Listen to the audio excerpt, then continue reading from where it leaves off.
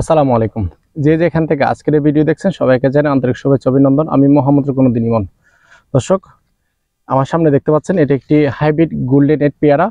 এই গাছটার বয়স হচ্ছে 35 দিন, অর্থাৎ 1 মাস 5 দিন। 1 মাস 5 দিনে আল্লাহর রহমতে অনেক একটি ভালো গ্রোথ এসেছে এবং জোপালো সিস্টেম হচ্ছে। এই গাছটাকে আমি আরও একটু জোপালো করতে হবে।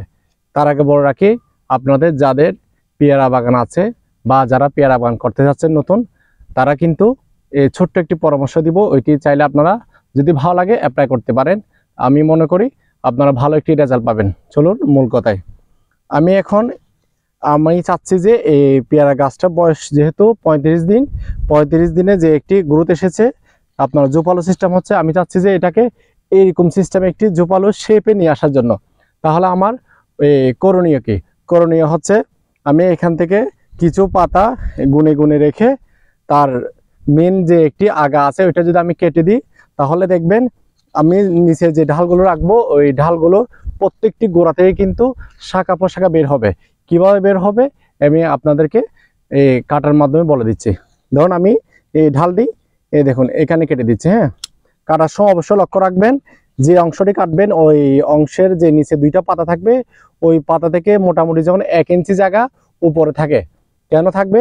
ওই যে গাছটা যদি পচন ধরে বা আপনারা যখন ছত্রাকনাশক বা যে কোনো আপনার কীটনাশক ব্যবহার করবেন, ওই আপনার জায়গাটা যখন পচে যাবে, পচতে পচতে কিন্তু এখান থেকে এই পাতার গোড়া থেকে কিন্তু ঢালফালা বের হয়ে যাবে। আপনি যদি একদম নিচু অংশ কাটেন তাহলে এটা ওই গোড়ায় সহ পচন ধরার একটা সম্ভাবনা থেকে যায়। তো সেজন্য আপনারা যখন কাটবেন আগার অংশটা একটু লম্বা করে অথবা 1 ইঞ্চি লম্বা করে কাটবেন। তো আমি এখানে এই ঢালটা কেটে দেবো। দেখবেন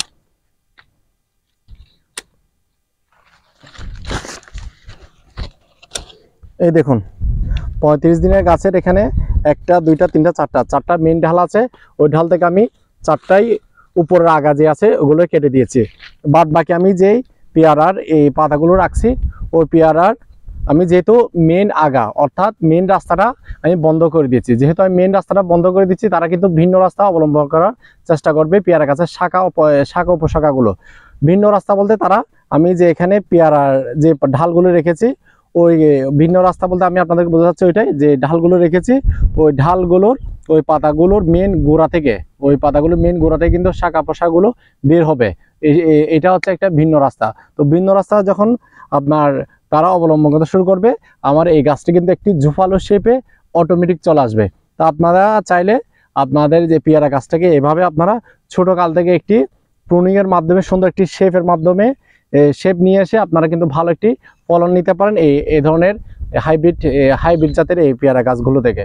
তো আপনাদের যদি ভালো লাগে এই বিষয়টি অ্যাপ্লাই করবেন। আসলে ভালো লাগার বিষয়টা হচ্ছে আপনাদের একান্ত বিষয়।